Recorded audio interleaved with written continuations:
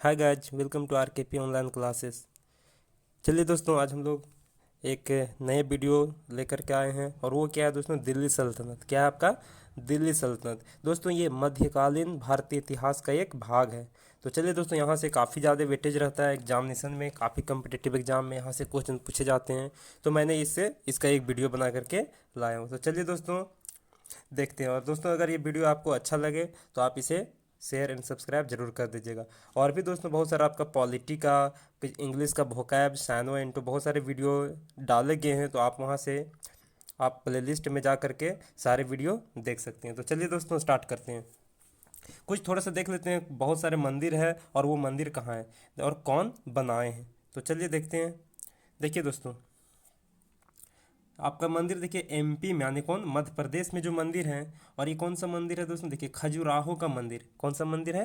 खजुराहो का मंदिर। देखिए खजुराहो का मंदिर। फिर कौन सा है दोस्तों? कंदरिया महादेव का मंदिर। देखिए कौन सा है आपका? कंदरिया महादेव का मंदिर। इसका निर्माण कौन किया था दोस्तों? ये आता है बार बार। सबसे पहले पूछेगा, पूछने का तरीका देखिएगा दोस्तों किस तरह क्वेश्चन आता है। सबसे पहले आता है कि खजुराहो का मंदिर किस राज्य में है? तो क्या बताएंगे? मध्य प्रदेश में। किस राज्य में है आपका? मध्य प्रदेश में है। कहाँ पे? मध्य प्रदेश में। फिर पूछता है, ये पूछेगा कि किन शासकों द्वारा बनाया गया। तो खजुराहो का मंदिर देखिए चंदेल शासकों के द्वारा बनाया गया। किनके द्वारा बनाया गया? चंदेल शासकों। और कौन था? तो वो धंग था। देखिए चंदेल शासक कौन था दोस्तों? धंग नाम के शासक था और वो बनाया था। फिर पूछा जाता है कि खजुराहो का मंदिर किस शैली पर आधारित है? किस शैली पर आधारित है? तो कौन सा शैली है आपका? देखिए नागर शैली। कौन सा शैली है दोस्तों? ये बनाने का जो तरीका होता है इसको कहते हैं शैली। पूछेगा खजुराहो का मंदिर। देखिए दोस्तों इसमें 3 क्वेश्चन बनेंगे। पहला, खजुराहो का मंदिर किस राज्य में अवस्थित है? आपका मध्य प्रदेश बताएंगे। फिर आपका पूछेगा कौन शासक बनाए हैं? तो चंदेल शासक के द्वारा बनवाया गया। कौन बनवाया है? तो संग, ये आपका धंग बनाया। और किस शैली में है आपका? देखिए तो 4 क्वेश्चन बने, किस शैली में है। अगर पूछा जाए कि किस शैली में है तो आपका देखिए नागर शैली में। बार बार ये एग्जाम में आता है दोस्तों, इसे आप याद रखिएगा। फिर देखिए आगे क्या है। देखिए ग्वालियर का तेली मंदिर। देखिए ग्वालियर का तेली मंदिर किस शैली में दोस्तों? ये बार बार शैली आता है, ये द्रविड़ शैली में। क्या है ये? आपका द्रविड़ शैली में। तो देख लिए खजुराहो का मंदिर नागर शैली में था और ग्वालियर का तेली मंदिर कौन सा शैली में है? द्रविड़ शैली में। अब कुछ देखते हैं दोस्तों उड़ीसा का। ये सारे कहाँ के थे? मध्य प्रदेश के थे। पूछेगा ग्वालियर का तेली मंदिर कहाँ है? तो ये भी कहाँ पे होगा? मध्य प्रदेश में होगा। आगे देखते हैं क्या, उड़ीसा। देखिए अब आते हैं क्या, उड़ीसा राज्य का कुछ प्रमुख मंदिर देखते हैं। देखिए आप लोग बहुत ही जानते होंगे, देखिए लिंगराज मंदिर, ये भुवनेश्वर में है। आपका उड़ीसा की राजधानी भुवनेश्वर में। देखिए दोस्तों लिंगराज मंदिर जो भुवनेश्वर में है, ये हो गया। फिर देखिए आपका सूर्य मंदिर। कौन सा मंदिर? सूर्य मंदिर, जिसको कहते हैं कोणार्क। क्या कहते हैं? सूर्य मंदिर जो आपका कोणार्क में है, इसको कहते क्या है दोस्तों? Black pagoda. देखिए ब्लैक पेगोडा का मंदिर कहाँ पे है? उड़ीसा में है। यहाँ से क्वेश्चन आएगा कि सूर्य मंदिर को अन्य किस नाम से जाना जाता है? तो क्या कहेंगे? ब्लैक पेगोडा कहेंगे। फिर कहेगा कि किस शासकों द्वारा बनाया गया। तो देखिए दोस्तों नरसिंह प्रथम। कौन है? नरसिंह वन द्वारा बनाया गया। किनके द्वारा बनवाया गया आपका? नरसिंह वन द्वारा बनवाया गया। कौन सा मंदिर? सूर्य मंदिर। कहाँ का? उड़ीसा का। फिर देखते हैं जगन्नाथ का पुरी मंदिर। काफ़ी फेमस है दोस्तों जगन्नाथ का पुरी मंदिर, जो रथ यात्रा निकाला जाता है वहाँ। तो ये है आपका जगन्नाथ का पुरी मंदिर। कौन बनाया था दोस्तों? अनंत वर्मन। देखिए याद रखने का तरीका देखिएगा। सूर्य मंदिर, नरसिंह वन, सूर्य मंदिर, नरसिंह वन, जगन्नाथ मंदिर कौन सा? अनंत वर्मन ने निर्माण करवाया था। कौन सा? अनंत वर्मन। आगे देखते हैं कुछ राजस्थान का। आप लोग पढ़े होंगे, बचपन में ही पढ़ते आए होंगे। एक क्या आपका एनसीईआरटी बुक में दिलवाड़ा का जैन मंदिर पढ़े होंगे। कहाँ पे है? माउंट आबू। कौन बनाया था दोस्तों? तो ये बनाया था विमल शाह ने। कौन बनाया था? विमल शाह ने। कौन बनाया है? विमल शाह। यहाँ से 2 क्वेश्चन बनेंगे दोस्तों। पहला तो ये बनेगा कि दिलवाड़ा का जैन मंदिर किस राज्य में है? तो क्या कहेंगे? राजस्थान में है। फिर पूछेगा किसने बनवाया? तो कौन निर्माण करवाया दोस्तों? विमल शाह ने। कौन करवाया? विमल शाह ने। तो आपको याद हो गया होगा सूर्य मंदिर जिसे ब्लैक पगोड़ा कहते हैं, कौन बनाए थे? नरसिंह वन। जगन्नाथ का पुरी मंदिर कौन बनाए थे? अनंत वर्मन। और दिलवाड़ा का जैन मंदिर कौन बनाए हैं? आपका विमल शाह। कौन बनाए हैं? विमल शाह। फिर देखिए आपको सोमनाथ मंदिर के बारे में जानते होंगे। ये कहाँ पे है दोस्तों? गुजरात में है। कहाँ पे है ये? गुजरात में है। सोमनाथ मंदिर गुजरात में। फिर देखते हैं क्या, कंबोडिया। देखिए दोस्तों कंबोडिया, कंबोडिया का आपका एक अंकोर वाट का मंदिर है। कंबोडिया में कौन सा है दोस्तों? अंकोर वाट का मंदिर। कौन सा मंदिर? अंकोर वाट का मंदिर। तो ये देखिए अंकोर वाट का मंदिर कब बना? 12वीं सदी में निर्मित हुआ है। देखिए दोस्तों 12वीं सदी में निर्मित हुआ, विष्णु का मंदिर है। किसका है? विष्णु भगवान का मंदिर है। अच्छा, निर्माण कौन करवाया था? तो सूर्यवर्मन द्वितीय। देखिए कौन करवाया है? सूर्यवर्मन द्वितीय ने। पूछेगा डायरेक्ट, अंकोर वाट मंदिर किस देश में है? क्या कहेंगे? कंबोडिया। क्या कहेंगे? कंबोडिया में। कौन निर्माण करवाया है? तो सूर्यवर्मन द्वितीय ने। किस सदी में निर्माण हुआ? यहाँ से भी पूछ सकता है दोस्तों कि अंकोर वाट का मंदिर किस सदी में निर्माण हुआ है? तो 12वीं सदी में निर्माण हुआ है। तो ये था आपका कुछ मंदिर। अब हम स्टार्ट करते हैं क्या दोस्तों? दिल्ली सल्तनत। तो ये ध्यान दीजिएगा, देखिए दिल्ली सल्तनत का जो एरा है 1206 से 1526 तक है। क्या है दोस्तों? 1206 से लेकर के 1526। यानी जब तक आपका मुगल काल, यानी जो 1526 में जो मुगल काल बाबर आकर के स्टैब्लिश किए थे, इब्राहिम लोदी को हरा करके, यानी उसको हरा करके आपका मुगल वंश को क्या किए थे? स्टैब्लिश किए थे। तब तक यानी 1206 से लेकर के 1526 तक जो शासन किए हैं वो कौन है? दिल्ली सल्तनत है। कौन है? दिल्ली सल्तनत। तो इसमें बहुत सारे डायनेस्टी थे और सभी डायनेस्टी को हम लोग बारी बारी से देखेंगे। तो चलिए दोस्तों स्टार्ट करते हैं। देखिए क्या है, सबसे पहला नंबर आएगा आपका गुलाम वंश। याद रखिएगा, हाँ क्वेश्चन जैसे बनेगा दोस्तों वैसे हम बताते चलेंगे कि ये इस टाइप का क्वेश्चन आते हैं। देखिए सबसे पहला आएगा आपका गुलाम वंश। क्या आएगा? गुलाम वंश। गुलाम वंश का क्वेश्चन आएगा कि गुलाम वंश के संस्थापक कौन है? गुलाम वंश के संस्थापक कौन है? क्या बताएंगे दोस्तों? कुतुबुद्दीन ऐबक। कौन है? कुतुबुद्दीन ऐबक। यहाँ से आपका थोड़ा सा क्वेश्चन आ सकता है दोस्तों, इसका ईरा कि कब से कब तक ये शासन किया? तो 1206 से 1210 तक। ये उतना इंपॉर्टेंट नहीं है, लेकिन ये जरूर आएगा कि गुलाम वंश का संस्थापक कौन है। तो फिर क्वेश्चन थोड़ा रिवर्स करके पूछ सकता है कि कुतुबुद्दीन ऐबक ने किस वंश का संस्थापक थे? तो क्या कहेंगे? गुलाम वंश का संस्थापक कहेंगे। तो ये था आपका गुलाम वंश। देखिए दोस्तों गुलाम वंश का कितने शासन रहे? आराम शाह। देखिए कुतुबुद्दीन ऐबक के बाद आए हैं आराम शाह, उसके बाद आए हैं इल्तुतमिश जो इक्ता प्रथा लाया था। उसके बाद आपका इल्तुतमिश की बेटी आपका कौन? रजिया सुल्तान, जो फर्स्ट लेडी सुल्तान थी कहाँ का? दिल्ली सल्तनत का। तो रजिया सुल्तान। फिर आएगा आपका कौन? आएगा आपका बहराम शाह आएगा। फिर आएगा अलाउद्दीन बहराम शाह। फिर आएगा आपका नसीरुद्दीन महमूद शाह। फिर आएगा गयासुद्दीन बलबन। और ये काफ़ी फेमस होगा दोस्तों का कि ये देखिएगा आपका एक एक नवरोज पर्व होता है। क्या होता है? फारसी का नवरोज पर्व होता है, त्यौहार होता है, उसको ये लागू किए थे। तो ये फेमस थे। कौन? बलबन था। हम लोग आगे देखेंगे। और देखिए सबसे लास्ट जो इम्पोर्टेंट है वो क्या है दोस्तों? एक आपका कैकुबाद, जो अंतिम शासक बार बार एग्जाम में पूछता है। दो ही पूछेगा, या तो संस्थापक पूछेगा या तो आपको कौन सा अंतिम पूछेगा। तो ये याद रखिएगा। देखिए 1206 से 1290 तक गुलाम वंश था। कौन सा था आपका? गुलाम वंश। क्वेश्चन आएगा सबसे पहले, गुलाम वंश का संस्थापक कुतुबुद्दीन ऐबक। गुलाम वंश का अंतिम शासक कैयूमर्स। कौन होगा दोस्तों? कैयूमर्स होगा। कौन होगा? कैयूमर्स। तो ये था मेरा गुलाम वंश। अभी बारी बारी से पढ़ेंगे सबका। तो चलिए अब देखते हैं क्या? खिलजी वंश। गुलाम वंश के बाद कौन सा वंश आया? खिलजी डायनेस्टी आया। कौन सा आया? खिलजी डायनेस्टी। अब देखिए खिलजी वंश का एरा क्या था? टाइमिंग देखिए 1290 से लेकर के कितना दोस्तों? 1320 तक। यानी कितना साल ये शासन किए? 30 साल। कितना किए? 30 साल। तो देखिए यहाँ से आपका क्वेश्चन बनेगा कि खिलजी वंश का संस्थापक कौन थे? तो देखिए संस्थापक कौन थे दोस्तों? जलालुद्दीन खिलजी। खिलजी वंश का संस्थापक कौन थे? जलालुद्दीन खिलजी थे। तो देखिए इनका क्या टाइम और कौन कौन शासक थे? देखिए जलालुद्दीन खिलजी के बाद कौन आए दोस्तों? अलाउद्दीन खिलजी आए। तो याद रहेगा लास्ट में सबका खिलजी ही है ना। उसके बाद ये पूछेगा अंतिम शासक कौन था? देखिए दोस्तों आया था जला करके जलालुद्दीन खिलजी, अंत में क्या किया? मुबारक किया सबको। क्या किया? मुबारक किया। आप ऐसे ट्रिक लगा सकते हैं। आया था क्या? खिलजी वंश आया था क्या? जला करके। अब सबको क्या किया? अंत में मुबारक कर दिया, खुश कर दिया। तो देखिए खिलजी वंश का अंतिम शासक क्या होगा? मुबारक शाह खिलजी। क्या होगा दोस्तों? मुबारक शाह खिलजी। तो याद हो गया होगा खिलजी वंश के संस्थापक जलालुद्दीन खिलजी और खिलजी वंश का अंतिम शासक क्या होगा? मुबारक शाह खिलजी। गुलाम वंश का कौन था दोस्तों संस्थापक? कुतुबुद्दीन ऐबक। और अंतिम क्या था? कैयूमर्स था। क्या था? कैयूमर्स था। अब आगे देखते हैं क्या दोस्तों? तुगलक वंश। क्या देखते हैं? तुगलक वंश। देखिए तुगलक वंश जो था दोस्तों 1320 से 1412 ईस्वी तक है। अब देखिए क्या होता है दोस्तों, तुगलक वंश का संस्थापक था गयासुद्दीन तुगलक। कौन था दोस्तों? गयासुद्दीन तुगलक। देखिए तुगलक वंश का संस्थापक कौन था? गयासुद्दीन तुगलक था। कौन था? गियासुद्दीन तुगलक। अब आते हैं आगे। उसके बाद कौन आया था दोस्तों? मोहम्मद बिन तुगलक। कौन आया था? मोहम्मद बिन तुगलक। अभी सबका बारे बारे से हम डिटेल पढ़ेंगे। थोड़ा सा अभी देख लेते हैं कि कौन कौन फर्स्ट था और कौन लास्ट था। तो याद रखिएगा, तुगलक वंश का संस्थापक कौन था? गियासुद्दीन तुगलक। कौन थे?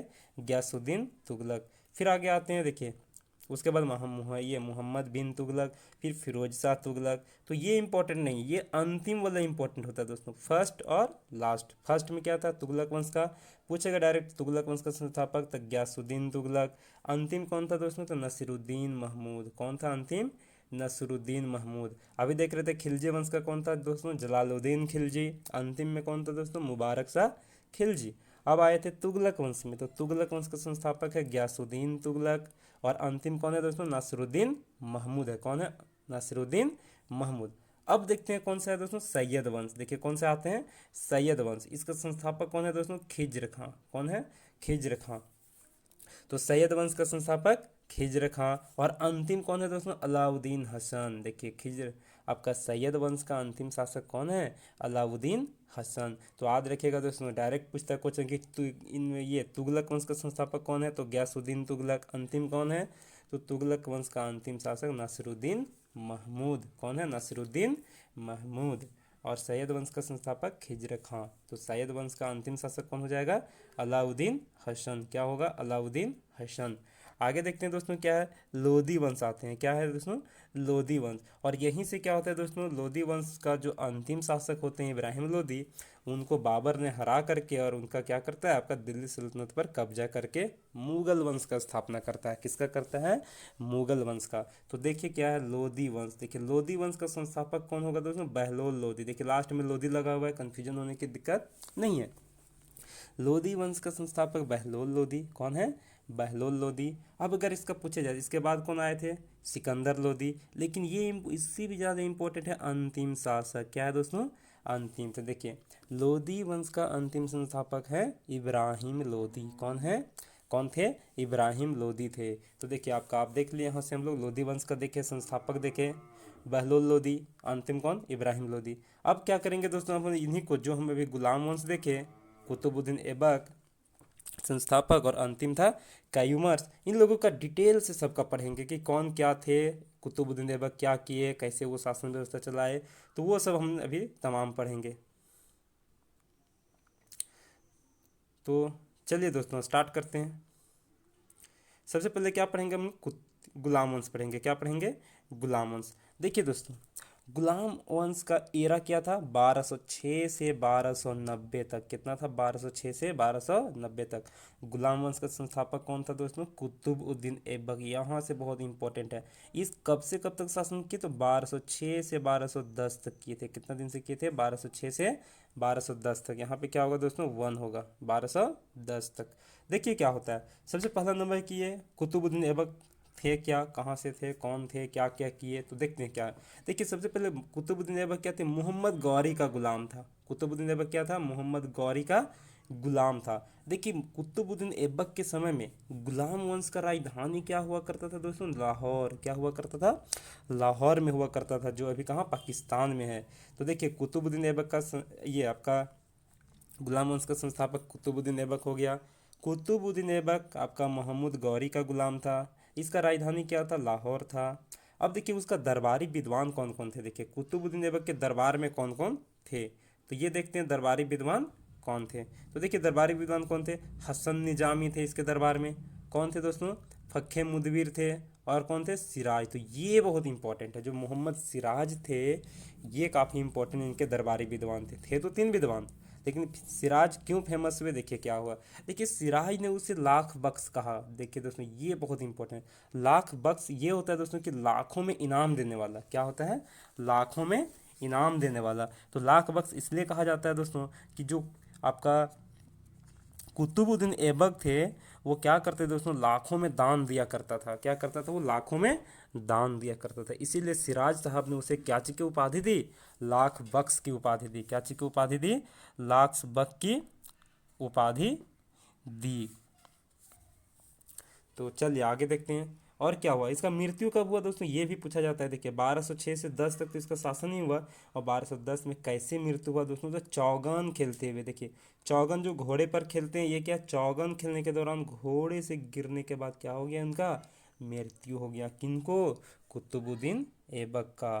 तो चलिए ये था आपका कुतुबुद्दीन ऐबक के बारे में। देखिए स्थापत्य मतलब क्या क्या वो निर्माण करवाए, क्या क्या निर्माण करवाए, ये भी काफ़ी इंपॉर्टेंट। देखिए क्या किए, कुव्वत उल इस्लाम मस्जिद। देखिए दोस्तों कुव्वत उल इस्लाम मस्जिद कहाँ पे, नई दिल्ली में। कुव्वत उल इस्लाम मस्जिद नई दिल्ली में बनवाए। और क्या बनाए, देखिए 2.5 दिन का झोपड़ा, कहाँ का, 2.5 दिन का झोपड़ा मस्जिद कहाँ पे बनाया दोस्तों, अजमेर में बनाए। कहाँ पे बनाए हैं, अजमेर में। तो ये भी आप पूछा जाता है कि सबसे पहले क्वेश्चन आएगा 2.5 दिन का झोपड़ा कहाँ पे है, तो आप बताएंगे क्या, 2.5 दिन का झोपड़ा अजमेर में है। कहाँ पे है, अजमेर में है। फिर पूछेगा कि कुव्वत उल इस्लाम मस्जिद किसने बनाया, क्या कहेंगे, कुतुबुद्दीन ऐबक ने बनवाए। कौन बनाए, कुतुबुद्दीन ऐबक ने बनाए।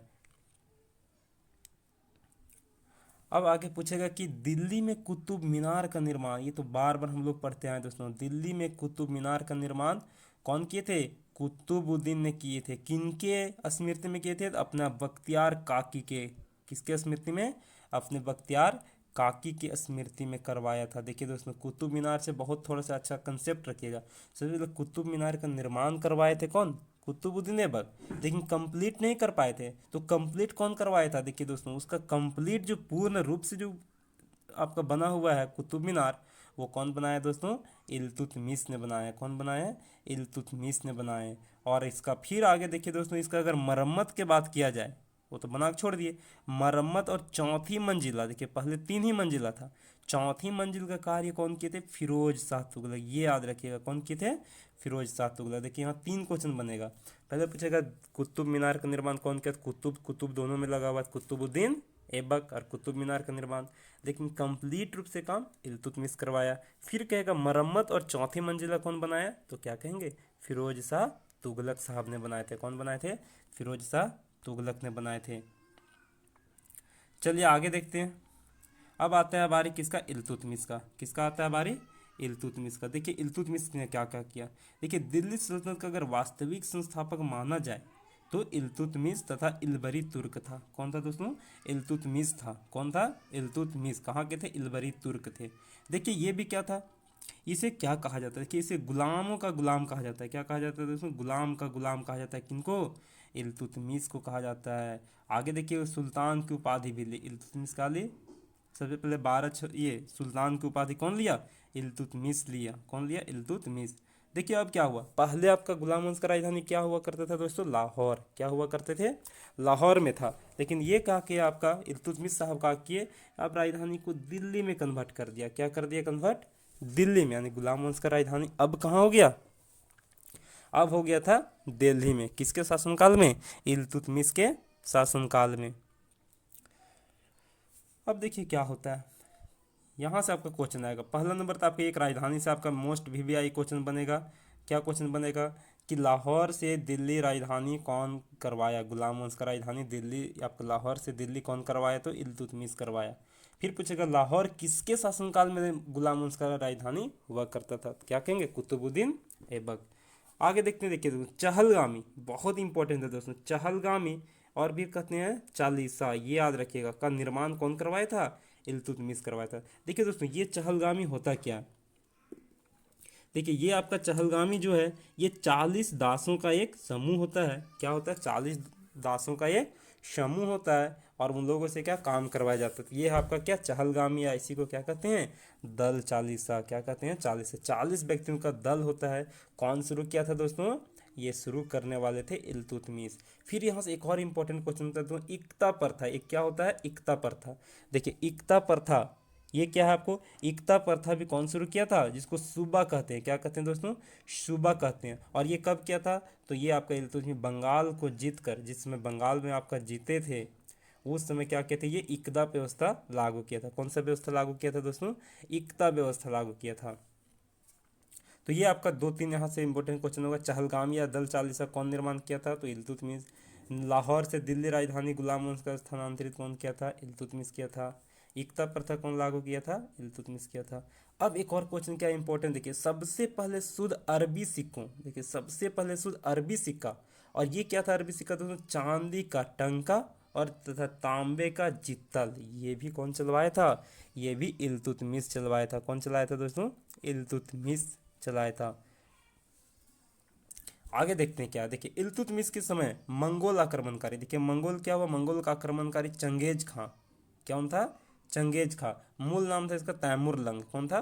तैमुरलंग। ये भारत के उत्तर पश्चिम सीमा पर आया था। देखिए क्या हुआ था इल्तुतमिश के समय में, क्या होता? मंगोल आ गया था आक्रमण करने। कहाँ से? यह आया था आपको भारत के उत्तर पश्चिमी सीमा यानी अफगानिस्तान वाले एरिया से, यानी सिंधु नदी के तट पर आया। और कौन था उसमें आक्रमणकारी? कौन आया था? चंगेज खां। तो ये आपको भी याद रखना है कि इल्तुतमिश के समय में आपका मंगोल आक्रमणकारी आए थे। इल्तुतमिश ने मलिक जानी को बिहार में अपना प्रथम सूबेदार नियुक्त किया। यहाँ से पूछेगा इल्तुतमिश ने किन को बिहार में प्रथम सूबेदार नियुक्त किया? तो ये किया था मलिक जानी को। किसको किया था? मलिक जानी को किया था, मलिक जानी को। अब कुछ देखते हैं क्या, सैन्य विभाग देख लेते हैं। क्या देखते हैं? सैन्य विभाग क्या किनका क्या था? देखिए सैन्य विभाग क्या था? दीवान ए आरिज, दीवान ए आरिज की स्थापना किसने किया था? इल्तुतमिश ने किया था। क्या क्या था दोस्तों? दीवान ए आरिज। ये क्या था आपका? सैन्य विभाग का था आपका। जैसे अभी कोई मंत्री होते हैं कैसे, उस तरह से क्या होता था पहले? सैनिकों का एक विभाग होता था जिसको क्या कहते थे? दीवान ए आरिज कहते थे। यहाँ से एक और क्वेश्चन क्या बनेगा कि इसके दरबार में मिनहाज उस सिराज, ये याद रखिएगा, मिनहाज उस सिराज, ये कौन है आपका? मिनहाज उस सिराज। तो ये याद रखिएगा, मिनहाज उस सिराज जो था एवं मलिक ताजुद्दीन को क्या किए थे? वो संरक्षण मिला था। कहने का मतलब ये हुआ दोस्तों कि मिनहाज उस सिराज जो था वो इल्तुतमिश का दरबारी लेखक था। मिनहाज उस सिराज कौन थे? आपका इल्तुतमिश के दरबारी लेखक थे। अब आगे देखते हैं क्या हुआ था। देखिए वो मिनहाज सिराज अगर दरबारी लेखक था तो कुछ लिखा होगा। क्या लिखा था? देखिए तबकात ए नासिरी, क्या लिखा था? ये तबकात ए नासिरी को मिनहाज उस सिराज ने लिखा। यहाँ से दो क्वेश्चन बनेगा। पहले बनेगा कि मिनहाज उस सिराज किसके दरबारी लेखक थे? तो इल्तुतमिश के थे। फिर पूछेगा दोस्तों तबकात ए नासिरी क्या चीज़ लिखा, क्या लिखा था आपको? तबकात ए नासिरी को किसने लिखा, ये क्वेश्चन होगा। तबकात ए नासिरी आपका एक ग्रंथ है, इसको किसने लिखा था दोस्तों? मिनहाज उस सिराज ने लिखा था। कौन लिखा था? मिनहाज उस सिराज ने लिखा था। बाद में क्या हुआ दोस्तों? जब मंगोलों ने कहा कि आक्रमण किया तो क्या हुआ इसमें से आपको? इसको हत्या कर दी जाती है। किनको? इल्तुतमिश को। और 1242 में इनको क्या हो जाता है? मृत्यु हो जाता है। कब? 1242 में मृत्यु हो जाता है। अब आगे क्या होता है देखिए, अब इल्तुतमिश की जब मृत्यु हो गई तो उसका कौन उत्तराधिकारी बनेगा? तो देखिए कौन उत्तराधिकारी बनता है? रजिया बनती है। कौन बनती है? रजिया। देखिए दोस्तों रजिया सुल्तान आती है। और ये कौन थी? इल्तुतमिश की पुत्री। यहाँ से क्वेश्चन पूछेगा कि रजिया सुल्तान किन की पुत्री थी? तो किन की होगी? इल्तुतमिश की। फिर पूछेगा रजिया सुल्तान किस वंश के थी? तो कौन सा वंश अभी चल रहे हैं हम लोग? अभी चल रहे हैं दोस्तों गुलाम वंश। कौन सा पढ़ रहे हैं? गुलाम वंश। तो ये हो गया आपका। अब देखिए क्या होता है, ये क्या थी दोस्तों? देखिए मध्यकाल की प्रथम महिला शासक। यहाँ से एक और क्वेश्चन बनेगा, बोला जाएगा कि मध्यकालीन भारत के इतिहास में प्रथम महिला शासक कौन है? तो कौन कहेंगे? रजिया सुल्तान। कौन कहेंगे? रजिया सुल्तान। अब देखिए इनका विवाह किनके साथ हुआ? देखिए इनका विवाह अल्तुनिया के साथ हुआ। किनके साथ कर दिया गया? अल्तुनिया के साथ कर दिया। तो यहाँ से पूछ सकता है रजिया सुल्तान के विवाह किनके साथ हुआ? तो अल्तुनिया के साथ हुआ। किनके साथ हुआ? अल्तुनिया के साथ। अब देखिए तुर्कों ने क्या किया? रज्या को सत्ताच्युत कर दिया। देखो तुर्क लोग क्या किया था दोस्तों, देखिए सबसे पहले तुर्की लोग आए और क्या किया? इनको सत्ता से च्युत कर दिया, यानी हटा दिए। किनको? रज्या सुल्तान को। तो ये था आपका कहानी। अब देखते हैं बलवन। अब कौन आता है? बलवन आता है। कौन आता है? बलवन। देखिए बलवन क्या करता है, देखिए अब बलवन का शासनकाल आया जो नौरोज पर्व को एक शुरू किया था। नौरोज एक आपका फारसी त्यौहार है जिसको शुरू किया था। अभी इसमें हम लोग पढ़ेंगे दोस्तों, चिंता करने की कोई ज़रूरत नहीं है। देखिए बलवन क्या हुआ, देखिए बलवन क्या किया? सबसे पहले राजत्व का सिद्धांत दिया। बलवन किसका सिद्धांत दिया दोस्तों? राजत्व का सिद्धांत किसने दिया? बलवंत ने दिया। और क्या दिया? ये रक्त और लौह नीति। यहाँ से भी आपका क्वेश्चन पूछेगा, रक्त और लौह नीति कौन अपनाई थी? तो रक्त और लौह नीति कौन अपनाया था दोस्तों? बलवन ने अपनाया था। कौन अपनाया था? बलवन ने अपनाया था। तो ये भी आपको याद रखना बहुत जरूरी है। चलिए देखते हैं। सबसे पहले राजत्व का सिद्धांत किसने दिया? बलबन ने दिया। रक्त और लौह नीति किसने लाया? बलबन ने। चलिए देखते हैं क्या होता है। क्या है दोस्तों? जिले इलाही की उपाधि ली। देखिए वो अपने आप को क्या उपाधि ली? जिले इलाही। क्या ली? जिले इलाही की उपाधि ली। और क्या ली? तुर्कान ये चहलगामी की समाप्ति। देखिए क्या हुआ, चहलगामी जो था दोस्तों, जो 40 सेनाओं का जो दल जो आपका इल्तुतमिश शुरू किया था, उसको ये क्या करती है? ये खत्म कर देता है। कौन? बलबन खत्म कर देता है। तुर्कान ए चहलगामी को समाप्त किया गया। क्या किया गया? समाप्त किया गया। तुर्कान ए चहलगामी को क्या किया गया? समाप्त कर दिया गया। ये तुर्क क्या है? तुर्कान ने चहलगामी को समाप्त किया। सबसे पहले राजत्व के सिद्धांत बलबन, रक्त और लौह नीति बलबन, जिले इलाही की उपाधि अपने और तुर्कान ने चहलगामी को समाप्त किया। आगे देखते हैं नासिरुद्दीन महमूद। देखिए ये नासिरुद्दीन महमूद ने बलबन को क्या किया? क्या दिया? देखिए उलुग खां। क्या दिया दोस्तों? उलुग खां की उपाधि दी। यहाँ से क्वेश्चन थोड़ा सा ट्विस्टेड पूछ सकता है, उलुग खां की उपाधि किसने दिया? सबसे पहले उलुग खां की उपाधि किनको मिला? बलबन को मिला। किसने दिया? नासिरुद्दीन महमूद दिया। किसने दिया? नासिरुद्दीन महमूद ने दिया। तो चलिए अब आगे देखते हैं। इसके समय में एकमात्र विद्रोह हुआ था बंगाल के शासक किसके द्वारा? तुगरिल खां ने। इसे पूर्ण रूप से दबा दिया गया। क्या हुआ? एक मात्र विद्रोह हुआ था। किनके बीच हुआ था? तो बंगाल में आपका हुआ था, जो तुगरिल के खां के साथ हुआ था, जिसे क्या किया गया? दबा दिया गया। यहाँ से आपका VVI मोस्ट VVI क्वेश्चन है, फारसी त्योहार नवरोज। क्या आएगा दोस्तों? फारसी त्योहार नवरोज आरंभ करवाने वाले कौन शासन थे? तो बलबन थे। कौन थे? बलबन थे। ये आपको याद रखना ही होगा। फारसी त्योहार नवरोज ये काफ़ी एग्जाम में पूछ चुका है कि कौन शुरू किया था? शुरू करने वाले बलबन थे। आगे देखते हैं क्या गढ़ मुक्तेश्वर की मस्जिद। देखिए ये कहाँ है दोस्तों? गढ़ मुक्तेश्वर की मस्जिद की दीवारों पर अपने शिलालेख में बलबन ने स्वयं को खलीफा का सहायक कहा है। ये इंपॉर्टेंट है। पूछेगा कि बलबन ने स्वयं को खलीफा का शासक कहाँ पे कहा? तो गढ़ मुक्तेश्वर की मस्जिद की दीवारों पर अपने शिलालेख, जो शिला में पत्थर में जो लेख लिखा हुआ था, वहाँ पे ये स्वयं को खलीफा का सहायक कहा। क्या कहा? स्वयं का खलीफा का सहायक कहा। आगे देखते हैं क्या है। इसने राज दरबार में सिजदा एवं पैबोस, बहुत इंपॉर्टेंट है दोस्तों, ये सिजदा और पैबोस क्या होता है ये आपको याद रखना होगा। देखिए दोस्तों सिजदा क्या होता है आपको? ये सिजदा बहुत ही अच्छा चीज़ है, जिसे आपको धरती को, कोई राजा के सामने आप कैसे प्रणाम करते हैं, तो ये सिजदा और पैबोस हुआ। देखिए क्या होता है? जमीन को चूमना। कहने का मतलब को राजा के सामने क्या करना? जमीन को चूमना सिजदा होता है। और पैबोस क्या होता है दोस्तों? जो आपको क्या वो माथा झुका के जो प्रणाम करते हैं, माथा झुका करके क्या करते हैं? ये प्रणाम करते हैं, राजा को सम्मान करते हैं। ये दो प्रथा बलबन शुरू किया था। बहुत इंपॉर्टेंट है, पूछेगा डायरेक्ट कि सिजदा एवं पैबोस प्रथा की शुरुआत किसने की? तो बलबन ने की। ये क्या है दोस्तों? सिजदा और पैबोस जो हम लोग प्रणाम करते हैं, वो क्या था? मुसलमान में यानी कि उसको आपका बलबन को जो प्रणाम करने का, जो सैल्यूट करने का जो तरीका था, वो कौन सा व्यवस्था था? सिजदा और पैबोस था। तो दो याद रखिएगा। फारसी त्यौहार नेवरोज कौन शुरू किया था? बलबन। सिजदा और पैबोस प्रथा कौन शुरू किया था? बलबन शुरू किया था। अच्छा चहलगामी कौन शुरू किया था? इल्तुतमिश। लेकिन बलबन उसको क्या किया था दोस्तों? समाप्त कर दिया था। तो ये भी देख ले, तुर्कान ने चहलगामी को क्या किया? समाप्त कर दिया था। अब देखिए क्या होता है इसका सैन्य विभाग क्या है। देखिए दीवान ए अर्ज को पुनर्गठित किया तथा गुप्तचर विभाग की स्थापना किया। देखिए गुप्तचर में होता है आपका जासूसी करना, यानी गुप्तचर विभाग का स्थापना किया। और दीवान ए अर्ज को क्या किया? पुनर्गठित किया। कौन किया दोस्तों? बलबन किया। कौन किया था? बलबन। क्या क्या स्थापत्य किया? देखिए क्या था, बलबन का मकबरा भारत में प्रथम मकबरा, ये इंपॉर्टेंट है। बलबन का जो मकबरा है दोस्तों, ये भारत में प्रथम मकबरा है जो शुद्ध इस्लामी शैली में निर्मित है। ये पूछेगा कि शुद्ध इस्लामी शैली में भारत में प्रथम मकबरा किसका है? तो बलबन का है। किसका है? बलबन का जो मकबरा बना है, ये क्या है दोस्तों? शुद्ध इस्लामी शैली में निर्मित है। और ये भारत का प्रथम मकबरा है जो शुद्ध इस्लामी शैली में है।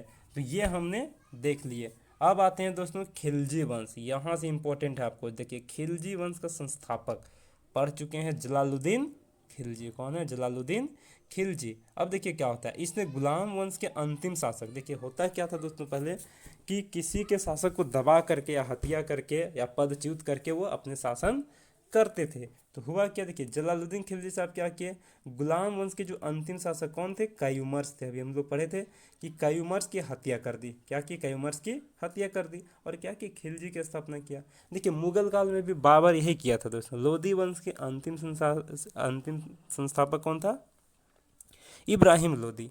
उसको हत्या कर दिया और अपना मुगल वंश की स्थापना किया। तो यही काम यहाँ भी किया।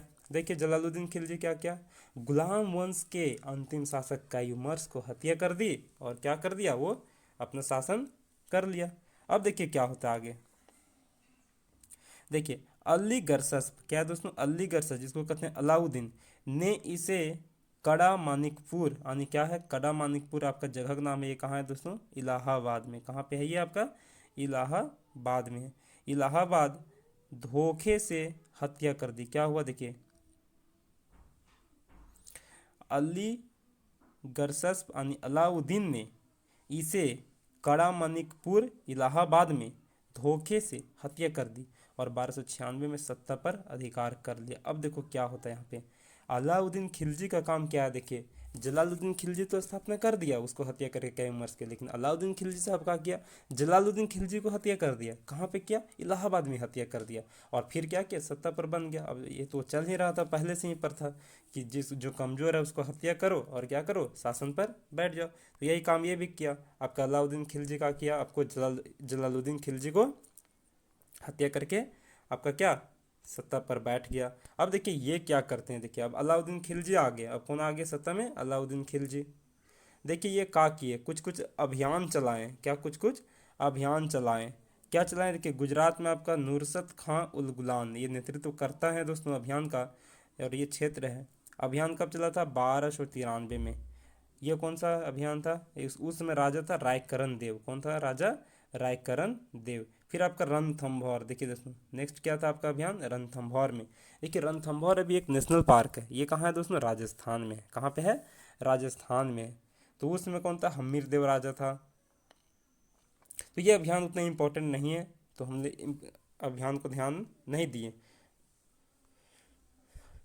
चलिए आगे देखते हैं अब क्या होता है। अब देखिए क्या होता है दोस्तों, मंगोलों का संघर्ष होता है। मंगोलों से संघर्ष होता है। जो मंगोल आए थे किधर से, आपका सिंधु नदी, सिंधु घाटी तरफ से आए थे। सिंधु घाटी जो सभ्यता है उधर से आपका, यानी कि पश्चिमी उत्तर यानी उत्तरी पश्चिम क्षेत्र से आए थे।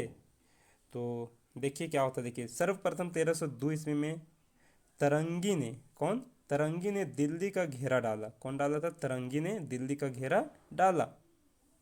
इस समय अलाउद्दीन स्वयं चित्तौड़ के अभियान से व्यस्त था। देखिए चित्तौड़ के अभियान में अलाउद्दीन व्यस्त था और उधर से तरंगी क्या किया, दिल्ली को घेरा डाल दिया। 1305 से 6 ईस्वी में अली बेग तरतक और तरगी ने, जो तरंगी थी, ने दिल्ली पर चढ़ाई की। अब देखिए दिल्ली पर क्या कर दिया गया, चढ़ाई कर दिया गया, मतलब आप उस पर हमला बोल दिया। अलाउद्दीन के समय में दिल्ली तथा मंगोलों के बीच सिंधु नदी सीमा थी। ये इंपॉर्टेंट है। देखिए सिंधु नदी सीमा किसके किसके बीच था, अलाउद्दीन के समय दिल्ली और मंगोलों, दिल्ली और मंगोल था दोस्तों, उसके बीच का सीमा क्या था, बॉर्डर था वो सिंधु नदी था। अब देखिए क्या होता है, मंगोलों से लड़ते हुए अलाउद्दीन के सेनापति जफर खां की मृत्यु हो जाती है। देखिए जफर खां की मृत्यु हो जाती है। तो ये सब था आपका कहानी, मंगोल से जो आक्रमण हुआ था। अब कुछ देखते हैं राजत्व सिद्धांत। देखिए राजत्व सिद्धांत क्या है, देखिए अलाउद्दीन ने अपने राजत्व को धर्म के प्रभाव से पूर्णतः मुक्त करने का प्रयास किया। धर्म से उसको, जो राजत्व है उसको धर्म से लेकर के न चल करके क्या, राजत्व के आपका व्यवस्था चलाया। मतलब जो राजत्व का मतलब धर्म से कोई लेना देना नहीं है। तो ये था आपका अलाउद्दीन खिलजी का। अब देखिए क्या हुआ, अधिकाधिक धर्मनिरपेक्ष का स्वरूप प्रदान किया। धर्मनिरपेक्ष मतलब कोई भी धर्म को पक्ष नहीं लेना। आगे देखते हैं राजनीति से क्या किया ये, देखिए राजनीति से उलेना वर्ग को क्या किया, पृथक किया।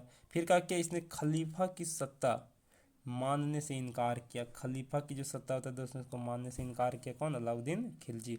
और स्वयं को सुल्तान घोषित किया। सबका ही काम था, सब अपने आप को क्या करते थे, सुल्तान घोषित करने की कोशिश करते थे।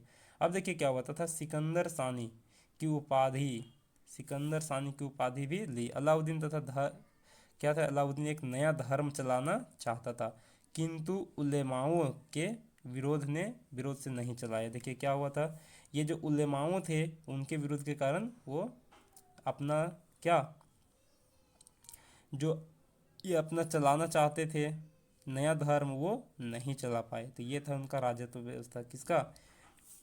अलाउद्दीन खिलजी का। अब देखते हैं टैक्स प्रणाली क्या होता है, टैक्स सिस्टम कैसे लेते हैं। देखिए, मुस्लिम लीग शासक जिसने भूमि के वास्तविक आय पर राजस्व क्या निश्चित किया, क्या किया था? मुस्लिम शासक जिसने भूमि की वास्तविक आय पर, जो भूमि का वास्तविक आय है उस पर क्या किया? ये टैक्स लगाया। और क्या किया? बर्नी बर्नी भूमापन की पद्धति क्या किया? देखिए, बर्नी भूमापन की पद्धति को इसने क्या किया के बारे में जानकारी देता था। क्या करता था? उसके बारे में ये क्या करता था? जानकारी देता था। क्या? भूमापन पद्धति। फिर देखिए क्या होता है, भू राजस्व को विश्व के आधार क्या कर किया? देखिए, भू राजस्व को विश्व के आधार एकत्रित किया जाता था। राजस्व के अतिरिक्त इसने आवास कर तथा चराई कर भी ली। देखिए, राजस्व के अतिरिक्त क्या देता था? अगर कोई चरागाह में चरा रहा है तो उसका घर में रह रहा आवास कर, ये सब पर भी कर ये लिए करते थे। कौन? अलाउद्दीन खिलजी। अब देखिए क्या बोल रहे हैं, खुम्स जो राज्य को पांचवा तथा सैनिकों को 4/5वां भाग दिया जाता, जिसे कर होता था उसमें से क्या होता था? बांटा जाता था। अभी भी राज्य और देश सेंट्रल लेवल पे टैक्स क्या होता है? बंटवारा होता है। तो क्या होता था? पांचवा सैनिकों को क्या मिलता था? 4/5वां भाग दिया जाता था। और इसी को क्या कहते हैं? इसको भी उल्ट दिया। कौन दिया है? उल्ट दिया। अब देखते हैं कुछ प्रशासनिक सुधार, यहाँ से इंपॉर्टेंट है दोस्तों, ज़्यादा क्वेश्चन यहाँ से आते नहीं। कौन शासक हैं, कौन संस्थापक हैं, अंतिम शासक, प्रथम शासक, क्या क्या निर्माण किए, यहाँ से इंपॉर्टेंट क्वेश्चन बनते हैं। वनडे एग्जाम में आपको ज़्यादा डीप पढ़ने की ज़रूरत नहीं है, आपको इतना ही कवर हो जाएगा। तो ये था आपका, देखिए प्रशासनिक व्यवस्था क्या क्या, दीवान ए रियासत ये शुरुआत किए। आर्थिक मामलों के देख रेख के लिए क्या किया? दीवान ए रियासत की स्थापना की। वरीद ए मामलिक गुप्तचर विभाग था। देखिए कौन था? वरीद ए मामलिक। देखिए दोस्तों, वरीद ए मामलिक क्या था? गुप्तचर विभाग था। राज्य में शराब बिक्री पर रोक था, ये इंपॉर्टेंट है। अलाउद्दीन खिलजी का ये काम अच्छा था। क्या था? शराब में क्या था? राज्य में जो शराब बिकता है उसको क्या किए थे? रोक लगा दिए थे। क्या कर दिए थे? रोक लगा दिए थे। आगे देखते हैं क्या है? सैन्य सुधार। क्या देखते हैं? सैन्य सुधार के अस्थायी सेना का गठन किया। क्या किया था? अस्थायी सेना का गठन किया। फिर क्या करता था? नगद वेतन देता था। फिर क्या करता था? सेना का विभाजन कर देता था। और क्या था दोस्तों? दाग एवं चेहरा प्रथा, ये इंपॉर्टेंट है। दाग एवं चेहरा प्रथा कौन करते थे? उस शासनकाल में चलता था। दाग एवं चेहरा प्रथा, दाग दिया जाता था घोड़ा को, या फिर क्या कुछ चिन्हित कर दिया जाता था, कि प्रथा की शुरुआत किया। और कोतवाल की नियुक्ति भी कौन करते थे? अलाउद्दीन खिलजी। आगे देखते हैं आर्थिक सुधार। क्या देखते हैं? आर्थिक सुधार क्या था आपका सल्तनत काल की। देखिए क्या था, भूमि दो प्रकार के बांटा गया था सल्तनत काल में। क्या था? भूमि दो प्रकार में बांटा गया था। एक को कहते थे दोस्तों खालसा भूमि। क्या कहते हैं? यहाँ से क्वेश्चन आएगा कि खालसा भूमि किसे कहते हैं, खालसा भूमि किसे कहते हैं। तो खालसा भूमि होता था दोस्तों वो राज्य के होता था। किसका होता था? राज्य का। और ये एक होता है इक्ता भूमि एवं अनुदान, मतलब जो अनुदान में दिया गया वो भूमि को क्या कहते थे? अनुदान भूमि कहते थे। और एक तो आपका इधर लगान था। अब देखते हैं बाजार नियंत्रण। सल्तनत काल के बाजार कैसा बाजार व्यवस्था था। देखिए क्या होता था बाजार व्यवस्था में, ये देखिए क्या है, ये आपका सहना ए मंडी। क्या है दोस्तों? सहना ए मंडी की स्थापना की। मंडी मीन्स होता है बाजार, जिसको हाट भी कहते हैं। तो सहना ए मंडी से आपको याद रहेगा क्या था? ये बाजार था।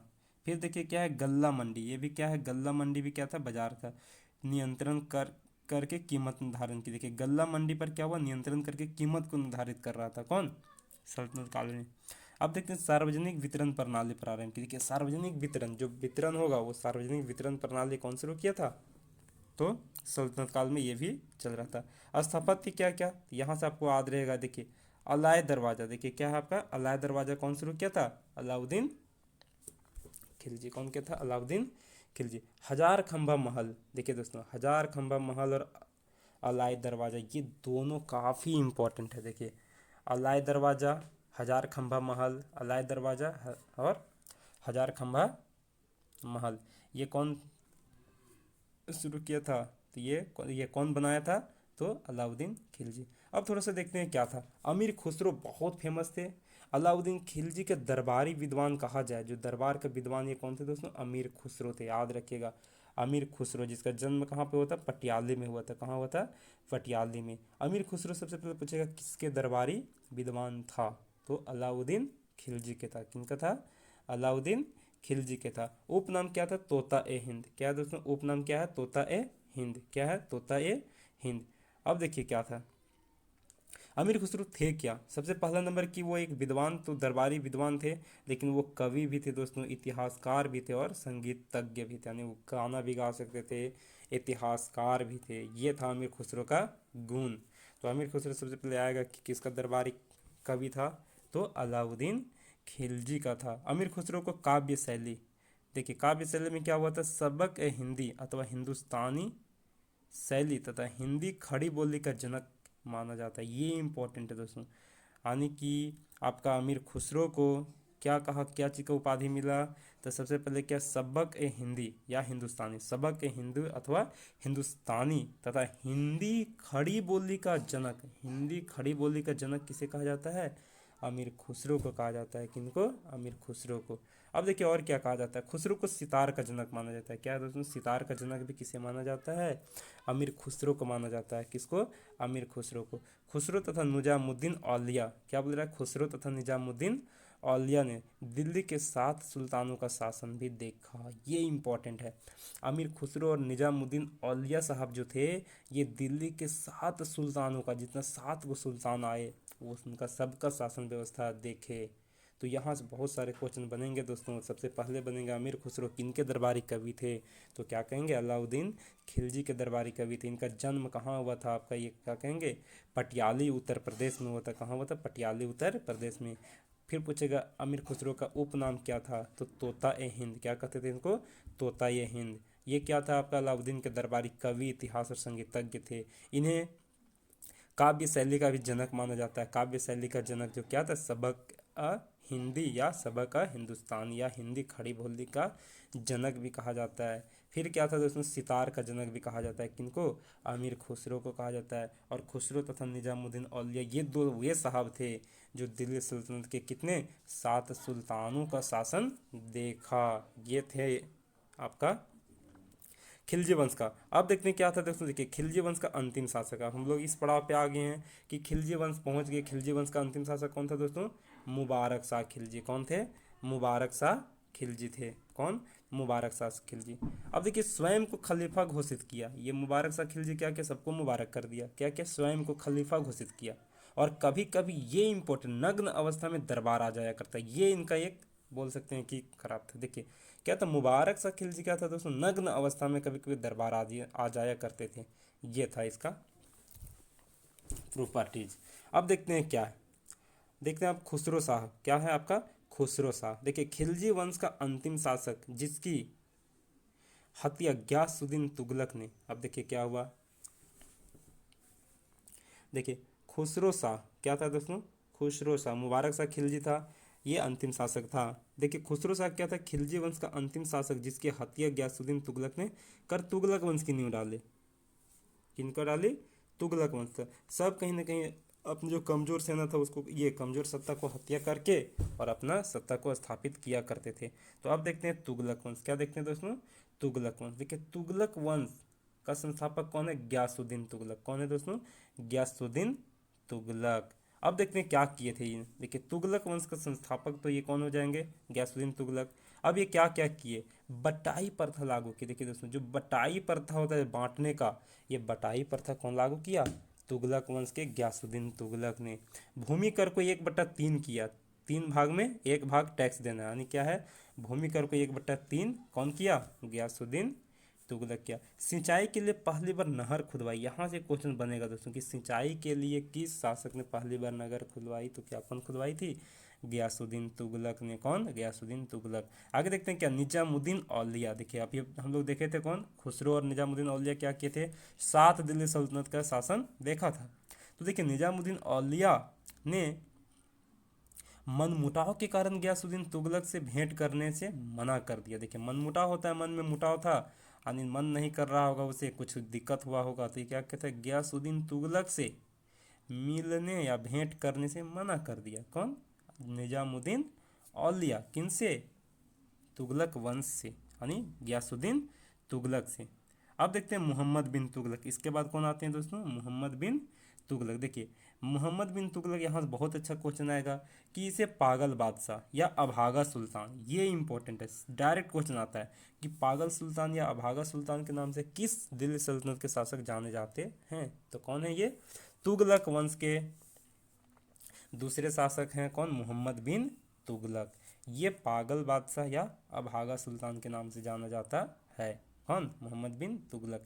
यह दिल्ली सल्तनत का सर्वाधिक विद्वान, ये इंपॉर्टेंट है, दिल्ली सल्तनत का सर्वाधिक विद्वान, खगोलविद बोलिए इसको, गणितज्ञ बोलिए, आयुर्विज्ञान, इतना सारा ये नॉलेजेबल व्यक्ति थे। क्या थे? खगोलविद थे, आपको ये खगोल के बारे में भी पढ़े थे, गणित भी जानते थे, और आयुर्विज्ञान मेडिकल वाला ये सारा चीज़ के बारे में ये क्या थे? ज्ञाता थे। ये सारे शासक थे कौन? मोहम्मद बिन तुगलक। इसीलिए इसको क्या कहा जाता है? ये सर्वाधिक विद्वान है। अब देखिए क्या होता है, होली त्यौहार के सार्वजनिक उत्सव में भाग लेने वाला दिल्ली का प्रथम सुल्तान, ये कौन थे दोस्तों? मोहम्मद बिन तुगलक। मुस्लिम होते हुए भी क्या होली त्यौहार में सार्वजनिक उत्सव में भाग लेने वाला दिल्ली का प्रथम सुल्तान था। अब क्या किया ये देखिए, फिर सती प्रथा को प्रतिबंधित किया। देखिए सती प्रथा को प्रतिबंधित कौन किया?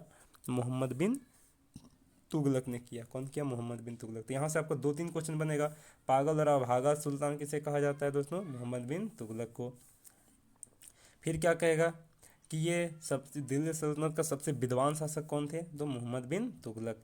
फिर आएगा सती प्रथा को कौन प्रतिबंधित किया? मोहम्मद बिन तुगलक। होली त्यौहार में सार्वजनिक में भाग कौन लिया? मोहम्मद बिन तुगलक।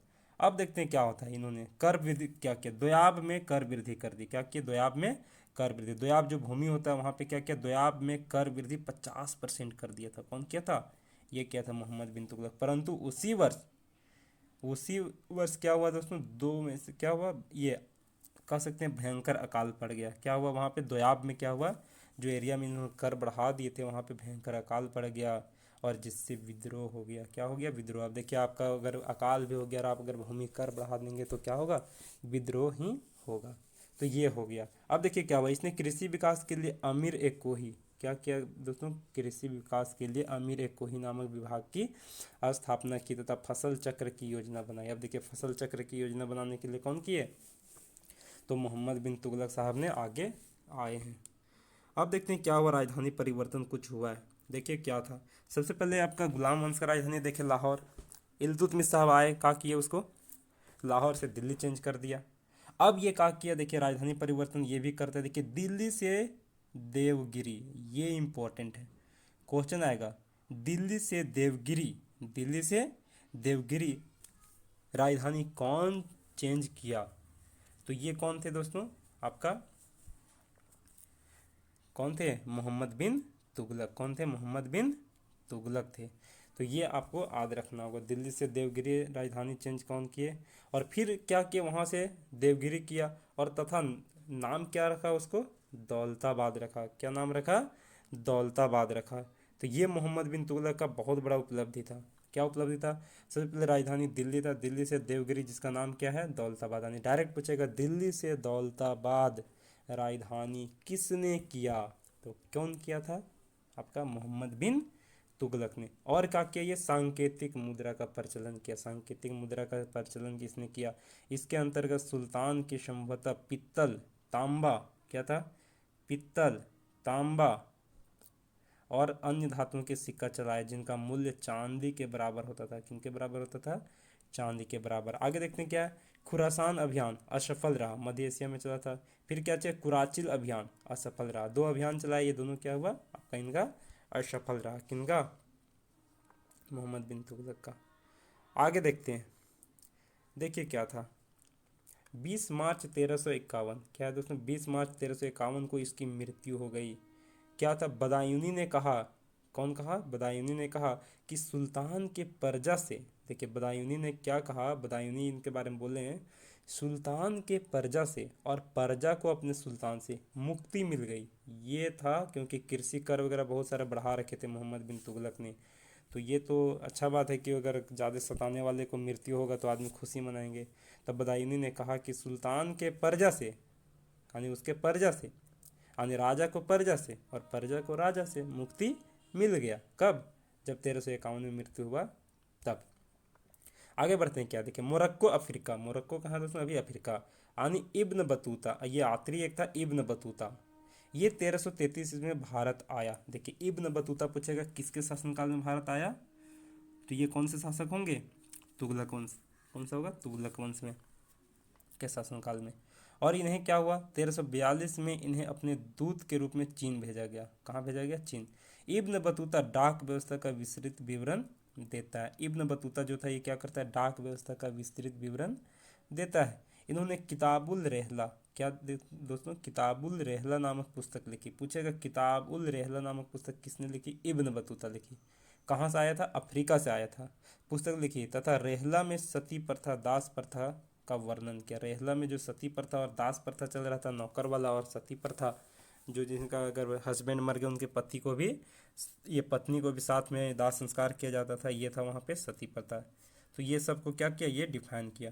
अब क्या हुआ देखिए आपको, तो ये मोहम्मद बिन तुगलक के बाद अब आता है कौन, आपका फिरोज शाह तुगलक। कौन आता है दोस्तों, फिरोज शाह तुगलक। देखिए इसने क्या किया, कई नहरें खुदवाएं। देखिए कई नहरें कौन खुदवाएं, आपका फिरोज शाह तुगलक आए, कई नहरें खुदवाएं।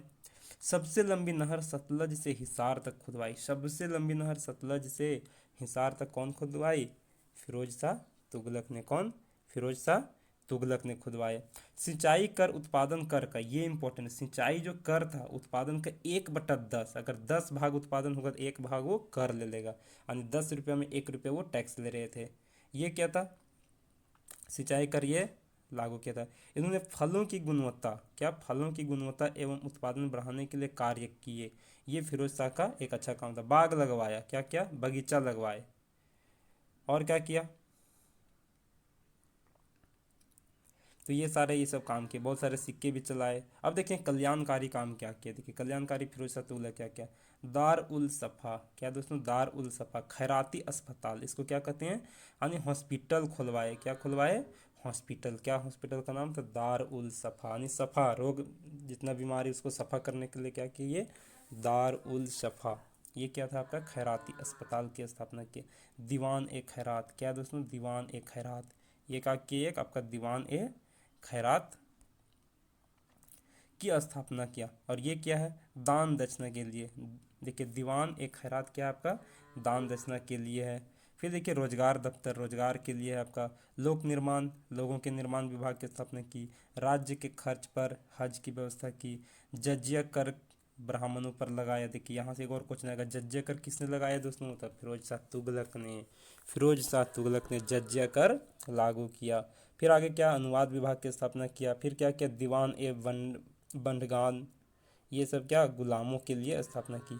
अब देखिए क्या होता है, फिरोज शाह के दरबार में सबसे अधिक गुलाम थे, इसीलिए कहा जाता है ये गुलामों का जो आपका शासक था, ये कौन, जिसके कि ये क्वेश्चन आएगा कि किसके दरबार में सबसे अधिक गुलाम रहते थे, तो फिरोज शाह तुगलक के दरबार में कौन रहते थे, सबसे अधिक गुलाम रहते थे। किसके दरबार में दोस्तों, फिरोज शाह तुगलक। अब कौन थे देखिए, तुगलक वंश का अंतिम आ गए, कौन सा अंतिम पड़ाव में आ गए हैं, तुगलक वंश का नसीरुद्दीन महमूद। कौन है दोस्तों, नसीरुद्दीन महमूद। देखिए तुगलक वंश का अंतिम कौन है, नसीरुद्दीन महमूद। ये अंतिम शासक था किसका, तुगलक वंश का। कौन था, नसीरुद्दीन महमूद।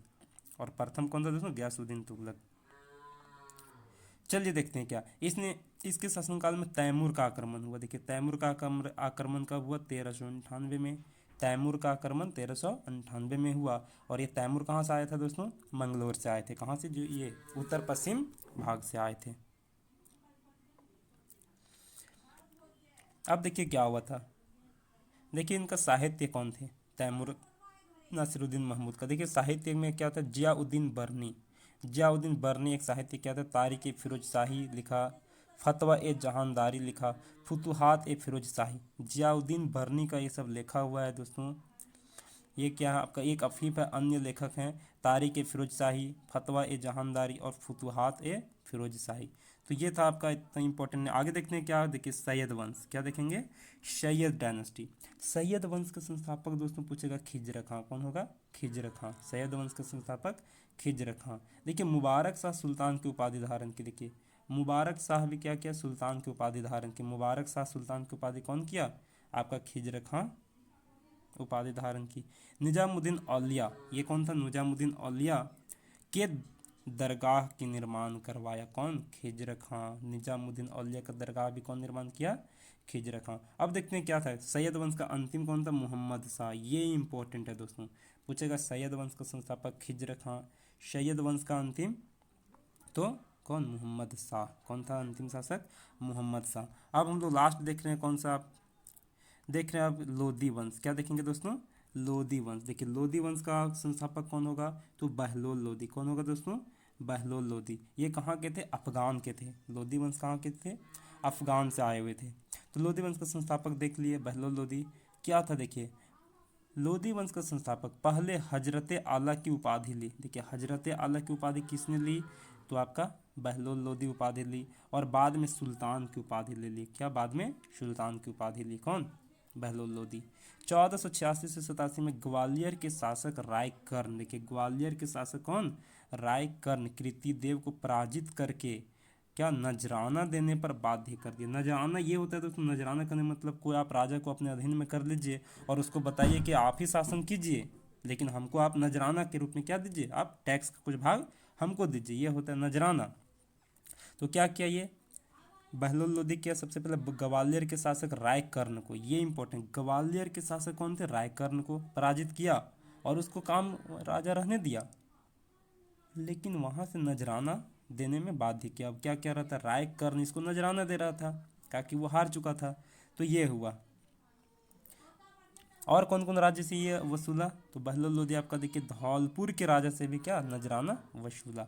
अब इसके बाद कौन आया था दोस्तों, सिकंदर लोधी। कौन आया था, सिकंदर लोधी। तो चलते हैं यहाँ देखते हैं सिकंदर लोधी। देखिए 1504 में आगरा शहर की स्थापना तथा 1506 में इसे राजधानी बनाया। देखिए अब क्या हुआ, सिकंदर लोधी का काम किया। आगरा शहर की स्थापना कौन किया था दोस्तों, सिकंदर लोधी। कौन किया था, सिकंदर लोधी। कौन किया था, सिकंदर लोधी। किसका, आगरा शहर की स्थापना किया था सिकंदर लोधी।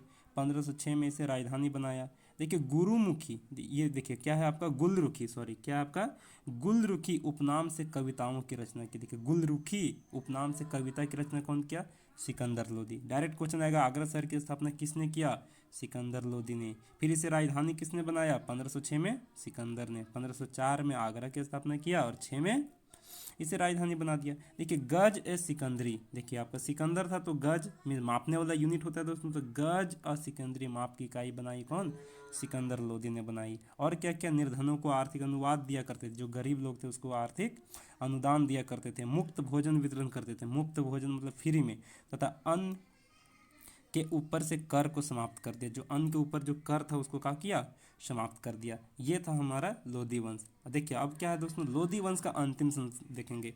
लोधी वंश का अंतिम शासक थे इब्राहिम लोधी, जो 15 ये कब 1517 से 1526 तक किए, और 1526 में उसको क्या किए, बाबर ने मार के हत्या करके और मुगल वंश का स्थापना किया।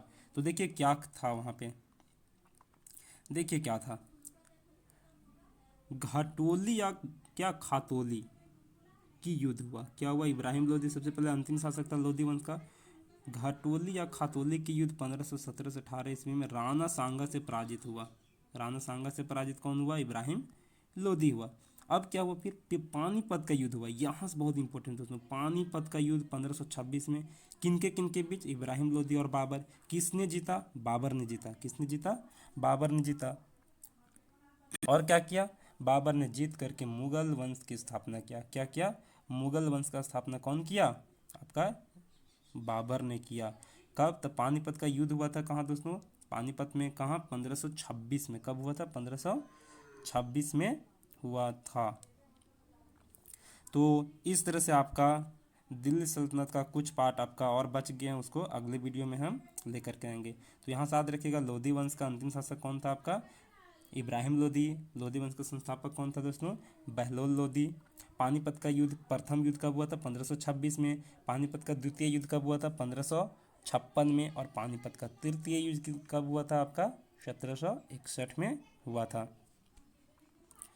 तो ये कुछ अन्य बात देख लेते हैं। देखिए दोस्तों, सल्तनत काल में भू राजस्व, भूमि का जो राजस्व का सर्वोच्च ग्रामीण अधिकारी चौधरी था। देखिए भू राजस्व का जो अधिकारी हुआ करता था वो कौन हुआ करता था, चौधरी हुआ करता था। भूमि उत्पाद पर लगने वाले कर को खराज कहा जाता था। क्या कहा जाता था, खराज। और क्या कहा जाता था आपका, उस्र और क्या, मुक्त। ये सब क्या मेन आपका खराज याद रखिएगा। भूमि उत्पाद पर जो लगने वाला टैक्स था उसको क्या कहा जाता था? खराज। भारत में कागज का प्रयोग 12वीं शताब्दी से प्रारंभ यानी 1100 कुछ ईस्वी 12वीं शताब्दी के प्रारंभ में क्या हुआ था? कागज का प्रयोग हुआ था। तो ये था दोस्तों, हमने अभी दिल्ली सल्तनत के कुछ देखे। हमें उम्मीद है कि आपको ये वीडियो अच्छा लगा होगा। तो कृपया दोस्तों इस चैनल को और इस वीडियो को आपको शेयर और सब्सक्राइब ज़रूर करें। और जो भी इनके मेरे पिछले वीडियो नहीं देखे हैं तो डिस्क्रिप्शन बॉक्स में आपका लिंक दिया हुआ है, आप उसे ज़रूर देख लें। धन्यवाद।